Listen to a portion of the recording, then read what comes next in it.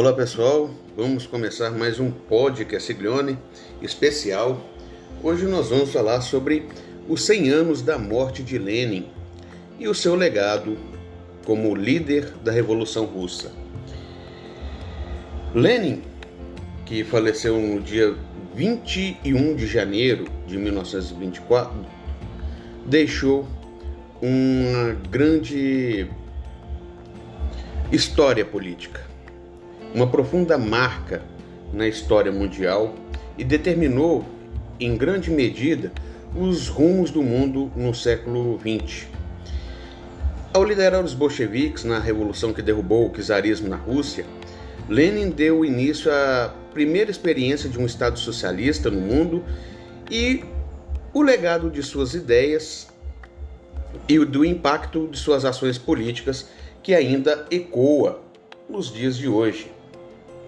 Lenin teve um papel decisivo tanto em consolidar a vitória dos bolcheviques sobre o governo provisório do Alexander Kerensky, que assumiu o poder na Revolução de Fevereiro e foi classificado por Lenin como um traidor do socialismo.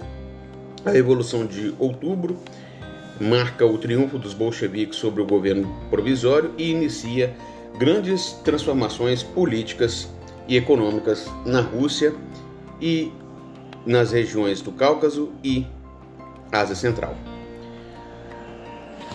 As mudanças de Lenin adotadas por ele no início do governo foram a retirada da Rússia da Primeira Guerra Mundial, a realização de uma reforma agrária, estatização das indústrias e bancos. Ao mesmo tempo, ele buscava uma internacionalização do socialismo, visando a expansão do processo revolucionário para outros países.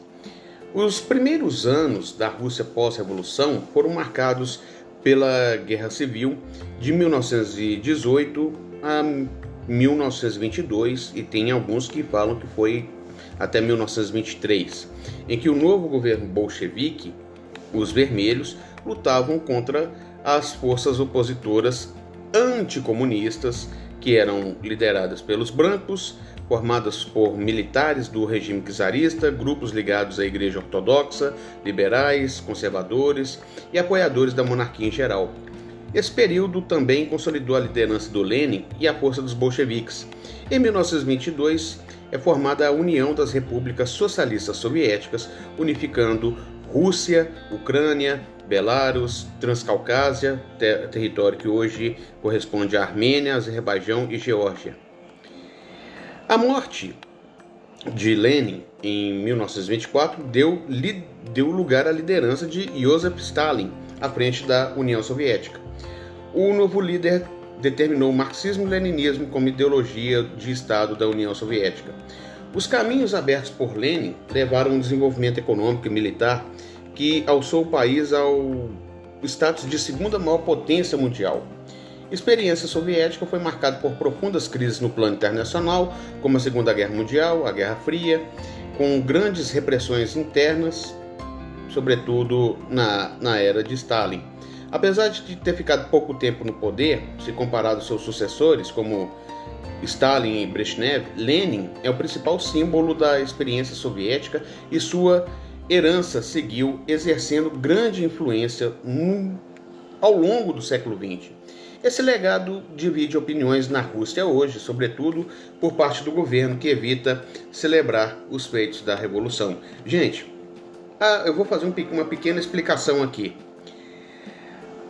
Vladimir Putin, ele é de direita, conservador, liberal e evita tocar muito na questão da Revolução Russa. Ele não fez nenhuma comemoração, evitou celebrar os feitos da Revolução, mas os comunistas do antigo e atual Partido Comunista da Rússia estão celebrando. O historiador Rodrigo Yanes observa que a Revolução Russa recebe um tratamento oposto à memória histórica que se tem da vitória da Segunda Guerra Mundial. ele diz que o tema da revolução não é exatamente um tema que o governo russo queira levantar, queira celebrar. Ao contrário, muito diferente do que ocorre do Dia da Vitória, que é uma data celebradíssima. Inclusive, esse tema é lembrado ao longo de todo o ano, a vitória da Segunda Guerra. A Revolução não. Isso ficou muito claro no centenário da Revolução, quando as comemorações foram muito modestas. E de acordo com Yannis, este contraste está diretamente ligado à divisão entre vermelhos e brancos que se deu com o processo revolucionário em 1917, em oposição à promoção de uma ideia de união nacional da Rússia, catalisada pela vitória contra o nazismo na Segunda Guerra. E para o historiador brasileiro, que mora há mais de 10 anos em Moscou, ele observa que, mesmo muito presente na memória histórica da Rússia, o papel de Lenin foi muitas vezes ofuscado pela importância de Stalin na vitória da Segunda Guerra Mundial. E ele diz que, paradoxalmente, Lenin é uma figura pouco lembrada. Porque eu digo paradoxalmente? O Rodrigo Yannis dizendo: porque nas ruas da Rússia você encontra muitas imagens de Lenin, muitos monumentos no metrô de Moscou, ao contrário de Stalin, cujas imagens foram removidas todas da década de 1960.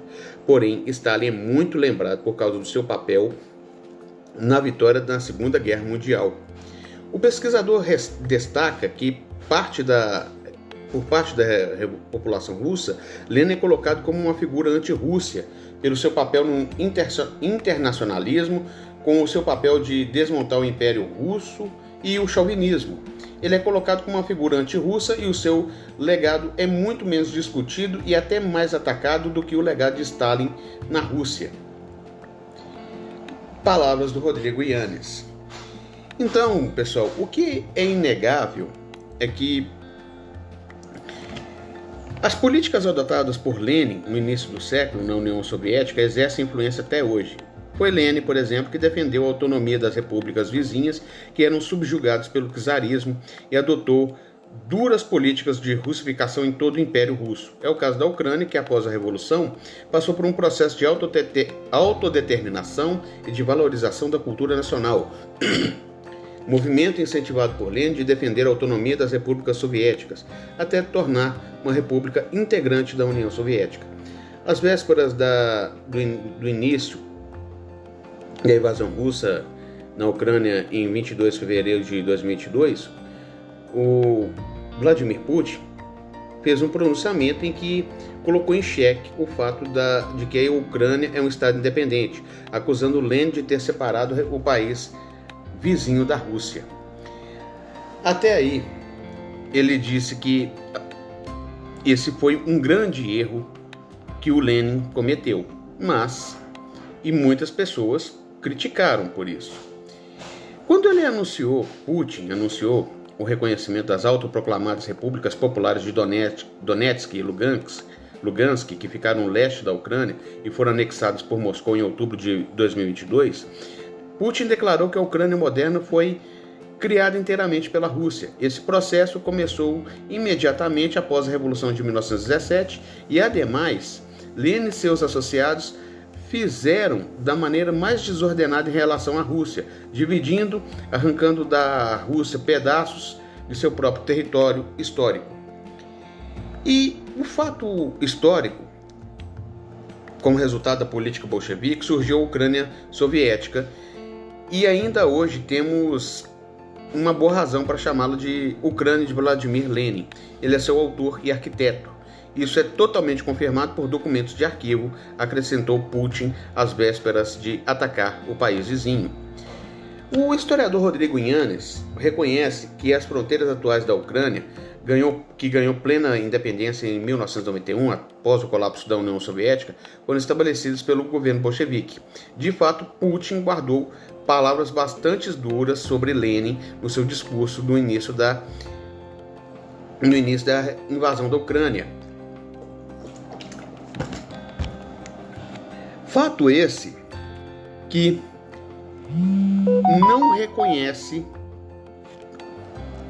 o Putin não reconhece assim a questão da política, de toda o aparato soviético, mas ele faz uma crítica bem pesada ali, que após a Guerra Civil, após a vitória dos bolcheviques, muitos deles desalinharam o território como era, que antes eram províncias do Império Russo, cuja fronteira nós conhecemos hoje.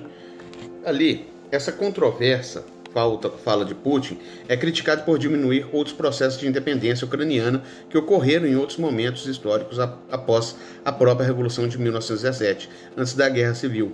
Há um debate historiográfico que dá conta que a consolidação da Ucrânia como país remonta como no século XVII. Na versão de Putin, nesse período a Ucrânia, a Rússia e a Bielorrússia formam um só povo.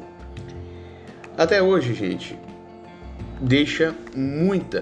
Lenin deixa muito o seu legado a ser discutido. O mausoléu que foi construído desde 1930, ao longo das últimas décadas, no entanto, aconteceram vários movimentos políticos para buscar retirar o corpo do líder bolchevique da Praça Vermelha, gerando controvérsia na sociedade russa sobre a celebração de sua memória. Durante os anos 90, o governo do presidente Boris Yeltsin ele tinha planos concretos para enterrar o corpo do líder revolucionário, como afirma o escritor e jornalista Mikhail Zygar, em seu livro Todos os Homens do Passado.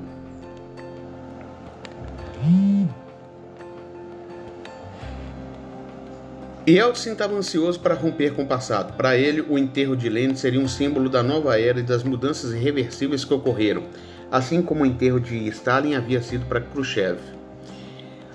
Na ocasião, os planos foram adiados por causa de imensas intrigas das políticas do Kremlin.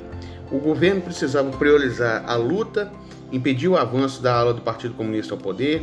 O debate sobre a permanência do corpo de Lenin no coração da capital russa reacende de tempos em tempos. Em 2017, o Partido Liberal Democrático da Rússia protocolou um pedido para desmantelar o mausoléu. Em pesquisa realizada em janeiro de 2024 pelo Centro Russo para o Estudo de Opinião Pública, dedicada ao centenário da morte do ex-líder, o corpo de Vladimir Lenin em cemitério é apoiado por 57% dos russos. Entre eles, 30% defendem que isso deve ser feito o mais rápido possível e 27% propõem voltar ao assunto quando a geração que venera o revolucionário falecer.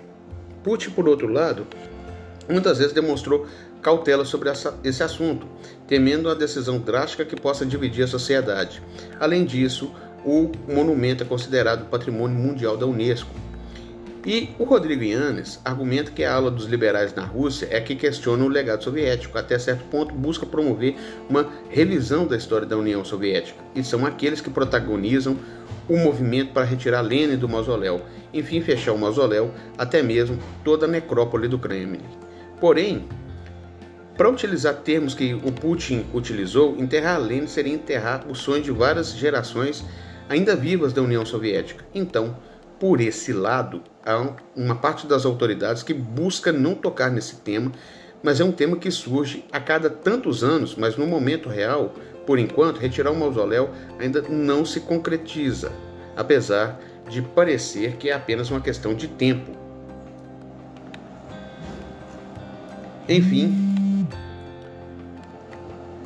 o legado, gente, de Lenin é muito, mas muito controverso até para os russos. O que foi esse legado, mas muitos lembram o que foi esse, muitos historiadores dizem que foi um legado muito, mas muito importante.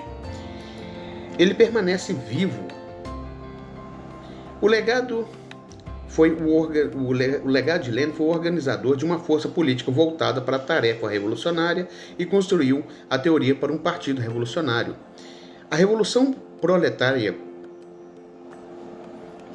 vai continuar, com ou sem Lenin. Foi uma perda imensa, né? Ele morreu jovem, com 53 anos, vítima de de 3 derrames cerebrais.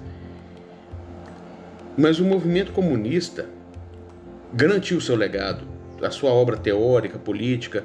Eles são de um gigantismo ímpar na história mundial. Afinal de contas, a história conseguiu unir as capacidades de filósofo, organizador de uma força política revolucionária, comandar a revolução e iniciar a construção de uma sociedade baseada em novas relações de produção, sem desconsiderar outros filósofos, políticos e revolucionários.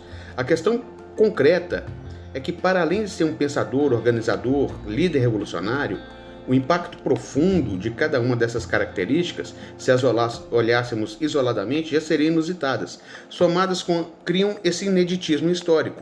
Para efeito de simplificação do raciocínio e entendimento, eu considero que Lenin cumpriu esses 3 papéis em cada um deles, que nós sempre temos que nos deter. Muito já foi escrito e debatido sobre o Lenin teórico ou o Lenin marxista. Da forma que eu enxergo a sua produção intelectual, ele foi um estupendo aprendiz da obra de Marx e Engels, mas foi também da obra de Hegel, que estudou com afinco entre 1914 e 15, que possibilitou rever e alterar algumas conclusões anteriores sobre o pensamento dialético e o materialismo histórico, sofisticando ainda mais a sua produção teórica e política nos anos seguintes. Na condição de continuador do essencial do pensamento de Marx e Engels, Lenin enfrentou enormes embates teóricos que ele costumava chamar de marxismo vulgar. Os pensadores e movimentos políticos que se dizem marxistas, que pouco compreenderam a riqueza do pensamento original dos 2 filósofos alemães. Ao mesmo tempo, ele enfrentou os detratores do marxismo, especialmente pensadores e movimentos alinhados com a burguesia, que rechaçavam a teoria revolucionária criada por eles. E o Lenin, ele não foi um mero reprodutor do marxismo, ele foi um estudioso profundo do marxismo, do pensamento marxista original, teve a imensa capacidade de compreender os novos fenômenos e que as contradições do capitalismo haviam engendrado desde as décadas finais do século XIX. Marx e Engels, especialmente Marx, falecido em 1883, não havia vivenciado plenamente os horrores do imperialismo, fenômeno que se consolidou de modo avassalador a partir da Conferência de Berlim, em 1885. É claro que o colonialismo europeu era mais antigo, remontando ao século XVI, e nas últimas décadas que o neocolonialismo / imperialismo aconteceu, foi de um fenômeno de abrangência efetivamente global, especialmente na África e na Ásia, mas com estreita vinculação entre os recém-formados países da América Latina, com o capitalismo britânico associado diretamente à consolidação de um núcleo de países primordialmente capitalistas e altamente industrializados. É nesse contexto de consolidação econômica, política e ideológica do capitalismo e sua brutal agressão imperialista aos povos do mundo, que Lenin inicia sua trajetória como pensador e revolucionário na velha Rússia.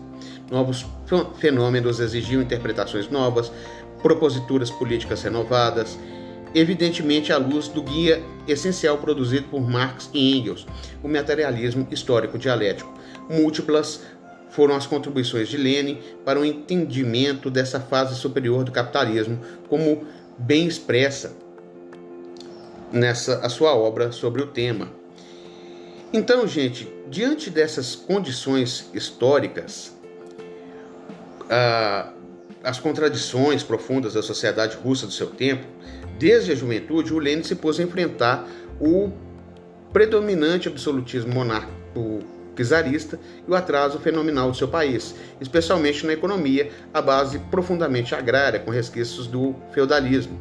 A velha Rússia era uma vastidão geográfica assentada por uma economia bem atrasada em relação às demais potências europeias.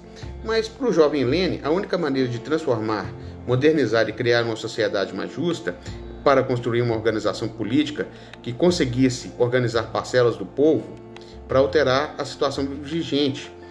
Ele foi influenciado diretamente pelo marxismo. Em 1895, ele funda um pequeno grupo intitulado Liga da Luta pela Emancipação da Classe Trabalhadora e, nos anos vindouros, juntando esforços com outros jovens militantes russos inspirados pelo marxismo, ele daria vida ao Partido Operário Social Democrata Russo, processo que se deu entre 1898 e 1903, como é amplamente sabido. O Partido Operário Social-Democrata Russo, ficou conhecido como Partido Bolchevique e outro como Partido Menchevique, e após a Revolução Socialista de 1917 tornou-se o Partido Comunista da União Soviética. Então, gente, o que importa aqui é que o Lenin foi o seu papel como de organizador de uma força política voltada para a tarefa revolucionária. Grande parte do seu esforço teórico, desde a fundação do Partido Social-Democrata Russo, foi no sentido de construir uma teoria para um partido revolucionário, que era de fato um vácuo na produção marxista original. Nessa fase de 2 décadas de construção partidária, Lenin enfrentou toda sorte de atribulações, perseguições, prisões, exílios, enquanto construía o partido na luta. Por um lado, desenvolvia os novos aspectos teóricos do marxismo à luz de novos fenômenos e novos embates. De um lado, com a burguesia, do outro, a luta de ideias no seio do próprio partido em relação às outras correntes de opinião, buscando agregar a luta para pensadores marxistas através do partido, novos intelectuais forjados diretamente a partir das lutas proletárias e do campesinato, estimulando com afinco para que seus militantes estudassem, desenvolvessem suas capacidades intelectuais, não ficando apenas no ativismo. Levando isso em conta, Lenin foi um grande professor. Então, pessoal, o terceiro pilar da obra leninista, que é a condução do processo revolucionário e a construção de uma sociedade, especialmente no ano de 1917, foi quando a Rússia foi sacudida pela Revolução de caráter burguês de fevereiro, passando pela Revolução de outubro, avançando pela brutal guerra civil contra os russos brancos e nada menos que ao menos 7 exércitos estrangeiros que visavam destruir o jovem país socialista que estava sendo gestado, guerra que durou até 1923. O processo revolucionário exigiu do pequenino partido bolchevique, em fevereiro, uma mudança drástica nos rumos da sua organização interna, e Lenin liderou um dos maiores movimentos da luta de reconfiguração orgânica, possibilitando assim a abertura do partido para centenas de milhares de operários, camponeses, soldados e marinheiros em um curtíssimo período de tempo. Eis que o exemplo absolutamente cristalino sobre a importância de contar com uma força revolucionária de vanguarda preparada para estabelecer os rumos de um processo político em momentos de extrema radicalização de luta de classes. Além de receber a adesão massiva e orgânica de novos militantes, o Partido Bolchevique ele estabeleceu um grande número de alianças políticas de outros partidos de extração revolucionária e outros grupos políticos, como o liderado por Leon Trotsky, em julho daquele ano. Coube uma brevíssima aliança com o governo provisório, liderado por Kerensky, que perseguia brutalmente os bolcheviques após uma primeira tentativa de insurreição em julho, a ameaça de um golpe militar liderado pelo czarista general Kornilov. Em pleno fervor revolucionário que tomava as cidades, os campos e os quartéis, ele ainda produziu um dos mais memoráveis tratados de tática e estratégia, que foram conhecidas como as Teses de Abril, um conjunto de considerações e orientações ao partido bolchevique, que, ao fim e ao cabo, resultaram em uma revolução vitoriosa. E, finalmente, o Lenin, dirigente, que foi presidente da nova União Soviética, ele pegou um país devastado, conflagrado pela Primeira Guerra, desorganizado pela Guerra Civil, ainda mais construindo sobre os escombros, inclusive os literais da velha sociedade russa e do capitalismo europeu devastado pela violência da Guerra Mundial de 1914-18, o Lenin governante teve que enfrentar, junto com o seu partido bolchevique e aliados, um Estado de novo tipo, com essência proletária em aliança com o campesinato e as forças militares que aderiram à Revolução em outubro. Muito haveria a ser dito sobre esse partido de outubro de 1917 até o seu adoecimento precoce a partir de 1922. atingido por derrames cerebrais, e muitos pesquisadores afirmam que derrames estavam ligados ao atentado contra ele, um atentado sobre tiros que ele sofreu em 1918. Sob o comando de Lenin, iniciou-se a estruturação de um Estado proletário que visava quebrar as estruturas do Estado burguês e edificar a sociedade socialista. Lenin, gente, durante o duríssimo período do comunismo de guerra, ele implantou a NEP, ou a nova política, ou nova economia política, que, na verdade, foram duas estruturas econômicas em um período de 6 anos, até o seu falecimento no dia 21 de janeiro de 1924.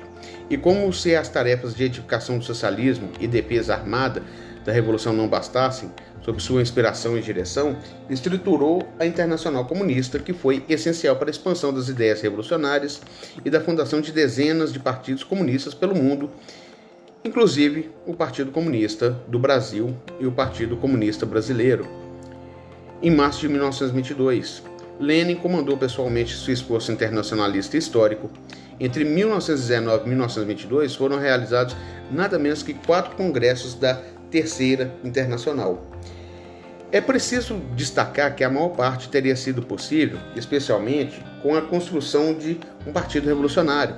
A revolução em si, a construção do socialismo, sem a participação decisiva de milhares de revolucionários, sem a ação decisiva de amplas massas populares da cidade e do campo que se engajaram na luta de resistência contra a revolução e a edificação do socialismo. E se concordarmos com Marx que a luta de classes é o motor de história, as mudanças históricas necessitam do engajamento coletivo da classe essencialmente revolucionária a cada tempo histórico. Contudo, é preciso considerar que as massas populares sempre necessitaram de organizações políticas, apontando os rumos das lutas, das mudanças, e é por isso que são compostas e lideradas por expoentes da história. Lenin, portanto, foi um dos expoentes mais proeminentes da nossa história. Então, nós podemos dizer muitas coisas sobre o legado histórico de Lenin. E eu aqui termino com uma grande frase de Mayakovsky, que diz: Lenin viveu, Lenin vive e Lenin viverá. Pessoal, muito obrigado. Até o próximo podcast Glione.